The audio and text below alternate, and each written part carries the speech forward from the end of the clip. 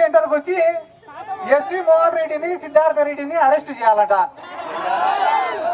ఒరే మీరు అన్యాయంగా అరెస్ట్ చేస్తారని మేము ధర్నా చేస్తాండి. మళ్ళా వచ్చి సిద్ధార్థ రెడ్డిని అరెస్ట్ చేయాలంటాడు వాడు. ఒరే ఆ సబ్జెక్టులో నేను వేసిన మొక్కలు ఇప్పటికి చెట్లు కూడా ఉంటాయి.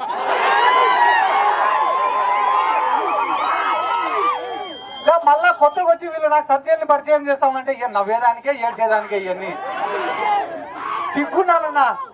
వాళ్ళ బతుకులకు కొంచెమన్నా రోషం మానం మర్యాదను ఉండాలా.